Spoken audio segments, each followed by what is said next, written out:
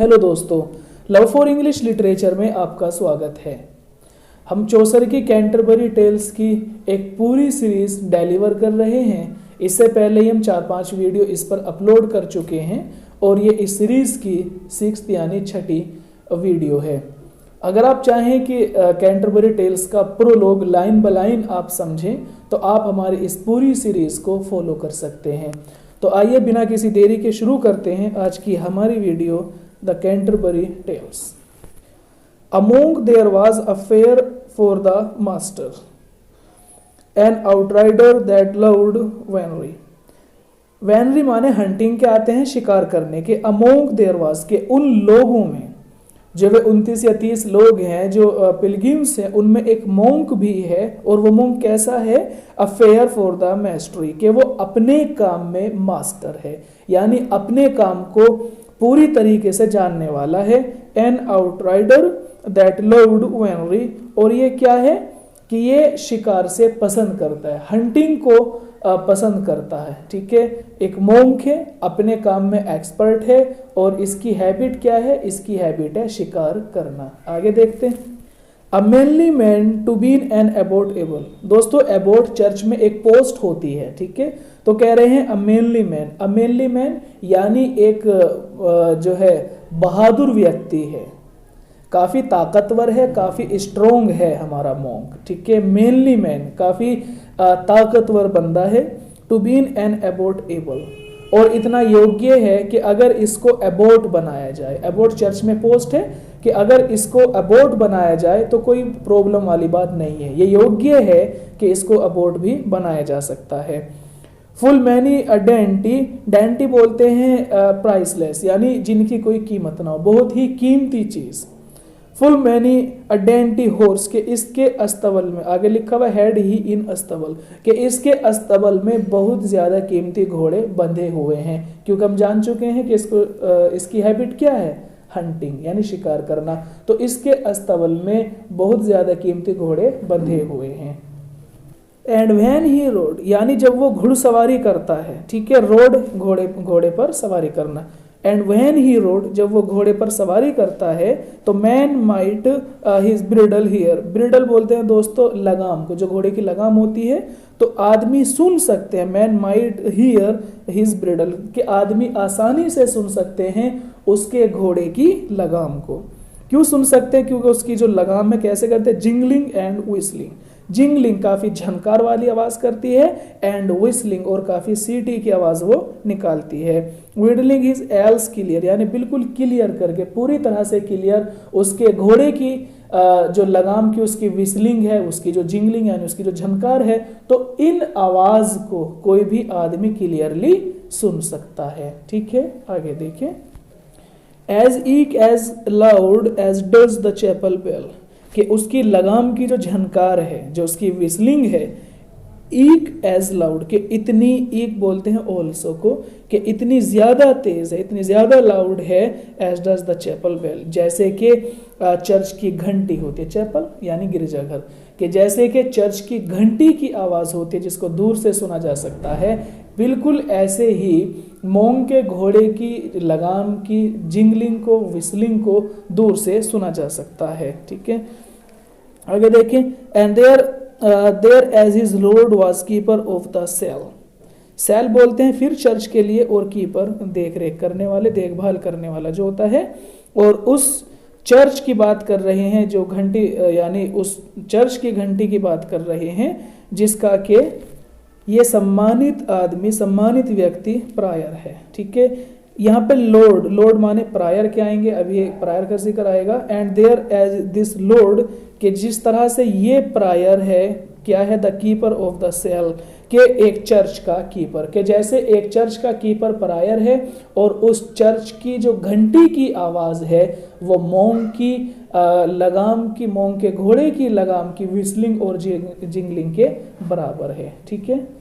The rule of Saint Maur और Saint Benedict by cause that it was old and so model street, कि Saint Maurice और Saint Benedict का जो बनाया हुआ रूल था, जो बनाया हुआ धर्म था, ये बड़े सेंट हैं क्रिश्चियनिटी में, सेंट मोरिस और सेंट बेनेडिक्ट। इसकी पूरा नाम बेनेडिक्ट ये इसका शॉर्ट नेम है, कि सेंट मोरिस और सेंट बेनेडिक्ट का जो बनाया हुआ रूल था, जो बनाया हुआ कानून था धर्म के लिए, बाइकॉज दैट इट वाज ओल्ड, हालांकि ये पुराना हो चुका है, एंड समडल स्ट्रिक्ट, लेकिन समडल माने समवॉट, लेकिन ये किस तरह से स्ट्रिक्ट था कि सेंट मोरिस और सेंट बेनेडिक्ट का जो बनाया हुआ रूल था धर्म के लिए, कि वो हालांकि पुराना हो चुका है, लेकिन अगर हम उसको देखें कि वो किस तरह से सख्त था, किस तरह से स्ट्रिक्ट था। ओके, देखिए कि this like monk let old things pass pace, ठीक है, and held after the new world this pace.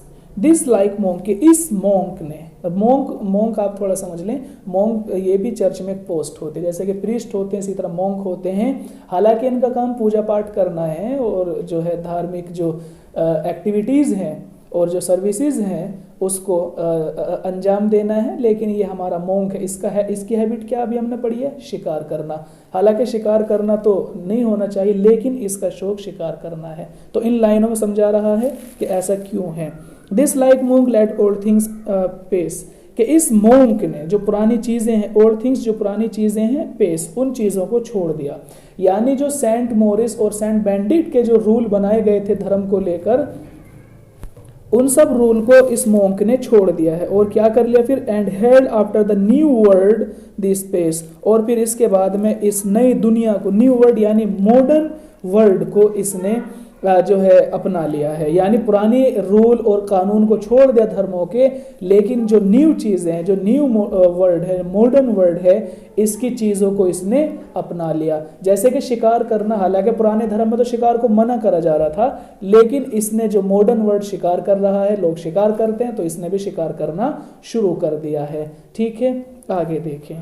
He have note of that text a pulled hand that says that hunters ban not holy man। वो कह रहे हैं कि इस monk ने, जो बाइबल कहती है ना कि शिकार करना सही नहीं है और आदमी को सिंपल रहना चाहिए, लेकिन इसके घोड़े आपने देखे कि किस तरह से उनकी विस्लिंग और जिंगलिंग है और किस तरह से वो खूबसूरत इसके घोड़े हैं, स्तबल में बंधे हुए हैं, कीमती घोड़े बंधे हुए हैं। तो कह रहे हैं कि ही हैव नॉट, यहाँ पर यफ माने दोस्तों देना होता है, गिव के माने में है कि उसने इम्पोर्टेंस नहीं दी किसको, ऑफ द टेक्स्ट। टेक्स्ट क्या होती है क्रिश्चियन धर्म में, टेक्स्ट क्या है, बाइबल, कि उसने बाइबल को बिल्कुल भी इम्पोर्टेंस नहीं दी, कितनी भी नहीं दी। पुल्ड हैन, पुल्ड हैन माने मुर्गी और पुल्ड जिसके पंख नोच लिए गए हो, यानी एक ऐसी मुर्गी के बराबर भी उसने बाइबल को इम्पोर्टेंस नहीं दी जिस मुर्गी के बाल तक नोच लिए गए हों।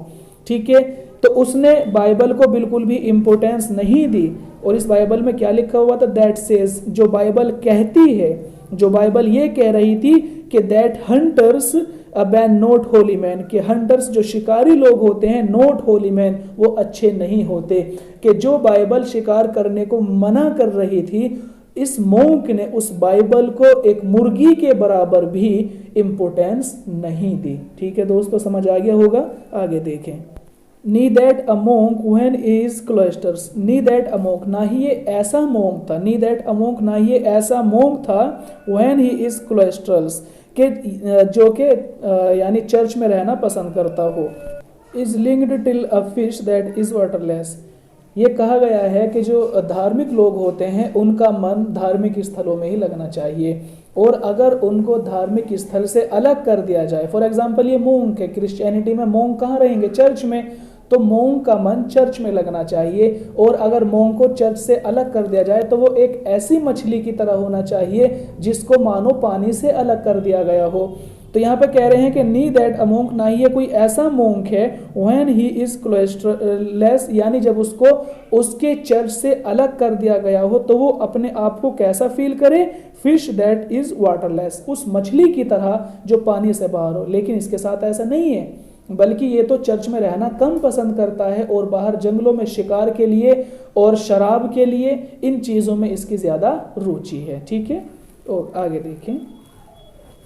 दिस इज टू से, सेन माने यहाँ पे से कहेंगे कि ऐसा कहा जाता है, दिस इज टू से कि ऐसा कहा जाता है कि अमोंग आउट ऑफ हिज क्लोस्टर, कि एक आदमी को अपने क्लोस्टर से बाहर नहीं होना चाहिए, बल्कि एक मोंग को, एक धार्मिक आदमी को अपने धार्मिक स्थल में रहना चाहिए, ये कहा जाता है। लेकिन मोंग के लिए ये चीज़ क्या है, but they like the text held he not worth an oyster, लेकिन ये मोंक इन बातों को, इन रूल रेगुलेशन को बिल्कुल भी इम्पोर्टेंस नहीं देता। ठीक है, ही नोट वर्द, वर्द माने योग्य समझना, कि मोंक इन बातों को योग्य नहीं समझता, काम की नहीं समझता है। ठीक है दोस्तों, और चौसर कहते हैं उसके बारे में कि एंड आई सेड, और मैं भी यही कहता हूं कि हिज ओपिनियन वाज गुड, कि उसकी सोच सही है। चौसर कहते हैं कि मैं तो ये कहता हूं, I said his opinion was good, उसकी सोच बिल्कुल सही है।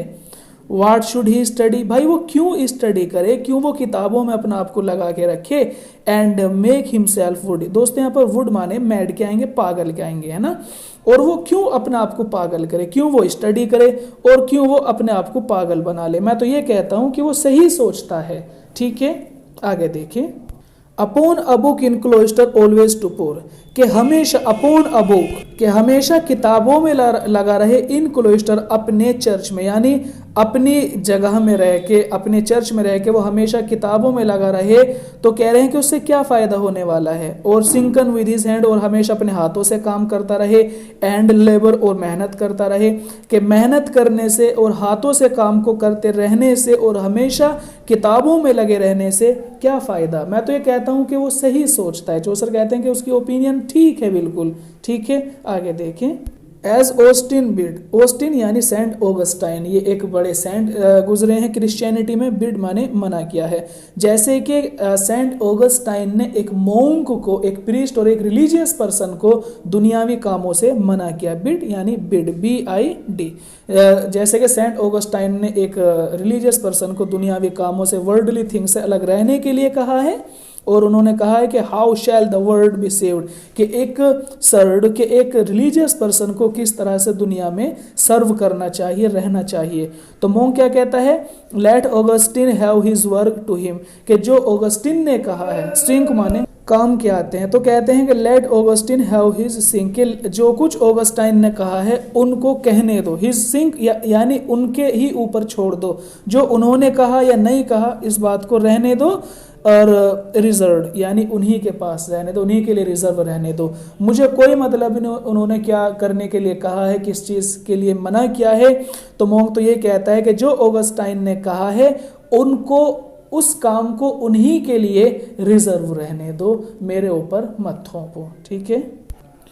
देयर ही वॉज अप्रिक्सोर्ड अराइड, ठीक है दोस्तों। प्रिक्सोर्ड माने कहते हैं बेहतरीन घुड़सवार, ठीक है, जो घुड़सवारी अच्छी कर लेता है। Therefore he was a prikasour aright, के वो बेहतरीन घुड़सवार था। मोंक था लेकिन घुड़सवारी बेहतरीन कर लेता था। ठीक है, ही वाज अ प्रिक्सोर्ड अराइड, पूरी तरह से प्रॉपर वो एक घुड़सवार था। Grey horns he had, grey horns, horns माने शिकारी कुत्ते, और ग्रे ये कलर है यानी सुरमई, और उसके पास ग्रे कलर के कुछ शिकारी कुत्ते थे। कैसे शिकारी कुत्ते, एज स्विफ्ट, के इतने तेज कुत्ते थे वो, as fall in the flight, के जैसे आसमान में उड़ने वाले तेज रफ्तार के परिंदे होते हैं, इसी तरह से जमीन पर दौड़ने वाले उसके शिकारी कुत्ते थे। बेहतरीन रफ्तार का घोड़ा, बेहतरीन रफ्तार के कुत्ते उसके पास हमेशा मौजूद रहते थे। कुत्तों की रफ्तार ऐसे जैसे कि आसमान में परिंदे तेज रफ्तार से अपनी दूरी को तय करते हैं, इसी तरह इसके कुत्ते बहुत तेज रफ्तार से अपनी दूरी को तय करते हैं। ठीक है, आगे देखें। Of pricking and of hunting for the hare, pricking अभी वर्ड आया था, शिकार करना। ओके, घुड़सवारी, प्रिकिंग माने घुड़सवारी और हंटिंग शिकार करना, कि उसके लिए सबसे ज़्यादा जो उसको पसंद करती थी वो क्या चीज़ थी, प्रिकिंग, घुड़सवारी करना, and hunting of the hare, और हेयर खरगोश होता है, खरगोश का शिकार करना उसको सबसे ज़्यादा पसंद करता था, एंड प्रिकिंग और घुड़सवारी करना सबसे ज़्यादा उसको पसंद करता था। वाज ऑल हिज लस्ट, यानी इन दोनों, ये दोनों चीज़ उसको सबसे ज़्यादा पसंद करती थी। For no cost would he spare, और वो इन दोनों चीज़ को, घुड़सवारी को और शिकार करने को, no cost would he spare, नहीं छोड़ सकता था। वो सब चीज़ छोड़ सकता था लेकिन वो इन दोनों चीज़ को नहीं छोड़ सकता था, क्योंकि ये दोनों चीज़, शिकार, खरगोश का शिकार और घुड़सवारी करना उसको सबसे ज़्यादा पसंद था। I saw his sleeves perfilled at the hand with grace and the finest of the land. ये होंड हैंड है और लोन्ड ये लैंड है। तो देखें कि आई सा ही स्लीव्स, के मैंने उसकी आस्तीन को देखा, उसकी स्लीव्स को मैंने देखा, तो क्या देखता हूँ कि परफिल्ड एट दी हैंड, के उसके हाथ की तरफ से वो क्या है, परफिल्ड यानी सजी हुई है, सजी हुई है किससे, विद ग्रेज, यानी जो ऊन है, ग्रेज बोलते हैं दोस्तों जो गिलहरी की जो ऊन होती है, गिलहरी के बालों से जो ऊन बनाई जाती है, कि उसके हाथ की जो आस्तीन है गिलहरी के बालों से बनी हुई ऊन से वो सजी हुई है। And that of the finest of a land, और उस जगह की जो सबसे फाइनेस्ट, सबसे बेहतरीन ऊन हो सकती थी, उससे उसकी आस्तीनों को सजाया गया है। तो उसकी जो आस्तीन है वो डेकोरेटेड हैं, वो सजी हुई हैं गिलहरी के बालों से बनी ऊन से, और उस जगह की जो बेहतरीन से बेहतरीन ऊन हो सकती थी उससे, ठीक है। And for to fasten his hood under his chin, और अपनी हुड कहते हैं जो सर पर टोपी रखी जाती है, और फेस्टन यानी बांधना, और अपनी हुड को, अपनी टोपी को अपनी ठोड़ी के नीचे बांधने के लिए, अंडर हिज चिन यानी ठोड़ी के नीचे, अपनी ठोड़ी के नीचे यानी अपनी टोपी को सर पर बेहतरीन तरीके से रखने के लिए, उसको ठोड़ी के नीचे बांधने के लिए उसके पास क्या था, he had a golden road a full curious pin, उसके पास सोने की गोल्डन रोड यानी प्योर गोल्ड की बनी हुई एक पिन थी, ठीक है। अपनी टोपी को ठोड़ी के नीचे यानी रोकने के लिए, सपोर्ट लगाने के लिए, ताकि वो सर से ना गिर सके घुड़सवारी करते टाइम, तो उसके पास एक प्योर सोने की बनी हुई पिन थी, ठीक है दोस्तों। Allow note in the greater and that was, कह रहे हैं कि जो वो पिन लगी हुई थी टोपी जो है ठोड़ी के नीचे, उसमें रस्सी से बांधकर उसको बांधा गया था, तो उसको कह रहे हैं अलाउ नोट, कि वहाँ पर एक गिरह लगी हुई थी, एक गांठ लगी हुई थी, कहाँ पर, इन द ग्रेटर एंड, यानी रस्सी के आखिर में, जो रस्सी ठोड़ी के नीचे आ रही थी वहाँ पर पहले गांठ लगाई गई थी, और फिर उस पर एक सोने की पिन लगी हुई थी। हिज हेड वाज बाल्ड, उसका जो सर है वो कैसा है, बाल्ड यानी गंजा था, उसके सर पर बाल नहीं थे, वो गंजा था। That shone as any glass, और चूंकि वो गंजा था तो वो ऐसे चमक रहा था जैसे कोई शीशा हो, शोन एज एनी ग्लास, के किसी शीशे की तरह उसका सर चमक रहा था। एंड ईक हिज फेस, ईक माने ऑल्सो, और उसका चेहरा भी, ठीक है, उसका चेहरा भी चमक रहा था, जिस तरह उसका सर चमक रहा था उसका चेहरा भी, उसका फेस भी चमक रहा था।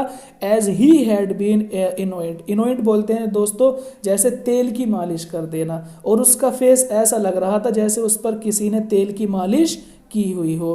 ही was a lord a full fat, और वो कैसा था, फुल फेट यानी पूरी तरह से फरबा था, पूरी तरह से फैटी था, चर्बी उस पर चढ़ी हुई थी। And in a good point, और बहुत ही अच्छी सेहत उसकी थी, यानी देखने में बहुत ज़्यादा अच्छा था, क्योंकि आप देख ही रहे हैं कि किस तरह से वो है, अच्छे घोड़े पर सवार है, सर बिल्कुल चमक रहा है, चेहरा भी चमक रहा है, सोने की पिन लगी हुई है, तो उसी को कह रहे हैं कि इन अ गुड पॉइंट, बहुत ही अच्छी फॉर्म में है, इन अ गुड पॉइंट बहुत अच्छी फॉर्म में है, फैटी है और उसका चेहरा भी चमक रहा है। हिज आइन step and rolling in his head, his आइन स्टेप बोलते हैं दोस्तों शार्प के लिए, जो चमकदार होती हैं, कि उसकी आंखें पूरी तरह से चमकदार थी, शार्प थी, तेज थी। And rolling in his head, और वो उसके सर में रोल कर रही थी, इधर उधर जो है चल रही थी, ठीक है, उसकी आंखें बहुत ज़्यादा तेज थी और उसके सर में इधर उधर वो घूमती हुई नजर आ रही थी।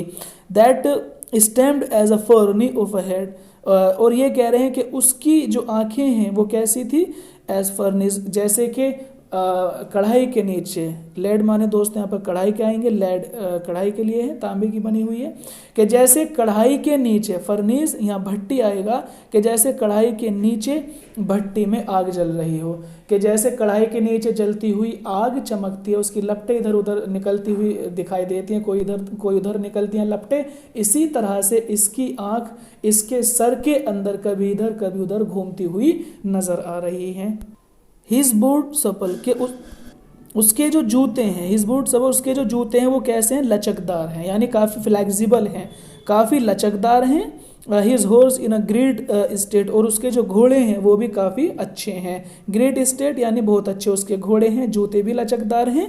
नाउ सर्टेनली, अब पूरी तरह से वो क्या है, ही वॉज अ फेयर प्रिलेट, यानी किसी गिरजा का, किसी चर्च का वो एक रईस है, देखने में ऐसा लगता है कि वो किसी गिरजा का कोई रईस है, कोई बड़ा अधिकारी है, लेकिन वो क्या है, बस एक मोंक ही तो है वो, लेकिन देखने में जूतों को देखकर, घोड़ों को देखकर ऐसा लग रहा है कि सर्टेनली, कि निश्चित रूप से ही वाज अ फेयर प्रिलेट, के वो एक बड़ा रईस आदमी है, ठीक है, आगे देखें। He was not pale as a four-pinned ghost. A fat swan loved his best of any roast. कह रहे हैं कि he was not pale, कि वो पीला नहीं दिखता है, बिल्कुल भी पीला नहीं दिखता है। as a four-pinned ghost, जैसे कि कोई भूत हो, कि जैसे कोई आत्मा, कोई भूत पीला नजर आता है, वो इस तरह से नहीं दिखाई देता है। और आगे a fat swan loved he best of any roast, और वो सबसे ज़्यादा जो किसी चीज़ को पसंद करता है भुनी हुई चीज़ों में, रोस्ट की हुई चीज़ों में, तो वो क्या है? फेट स्वान, कि एक भुना हुआ हंस, कि एक मोटे ताज़े हंस को वो सबसे ज़्यादा पसंद करता है भुनी हुई चीज़ों में, कि वो भूत की तरह पीला नहीं दिखता और वो भुने हुए हंस को सबसे ज़्यादा पसंद करता है। His palfrey was brown as is a berry. पाल्फ्रे और उसका जो सवारी का घोड़ा था, हिज पाल्फ्रे उसका जो सवारी का घोड़ा था, वाज एज ब्राउन, इतना ब्राउन था, एज इज़ अ बेरी, जैसे कि बेरी का कलर होता है, कि उसकी सवारी का घोड़ा बेरी की तरह ब्राउन था। तो यहाँ पर हमारा ये मॉन्क का किस्सा पूरा हुआ। अब अगला जो कैरेक्टर है वो है फ्रायर का। अब फ्रायर देर वाज, और उन लोगों में एक फ्रायर भी था जो कैसा था? वन टाउन एंड अ मेरे, यानी जो काफ़ी खुश था, यानी कैरेक्टर का अच्छा था और अपने मैनर में अच्छा था। एंड मेरी, और खुश रहने वाला था। कह रहे हैं कि इन लोगों में एक फ्रायर भी था, अच्छे मैनर वाला था, एंड मेरी, और हमेशा खुश रहने वाला था। तो दोस्तों यहाँ पर ये हमारी कहानी पूरी हो जाती है। अगली वीडियो में हम इस फ्रायर की बात करेंगे। सुनने के लिए धन्यवाद। आपका दिन शुभ हो।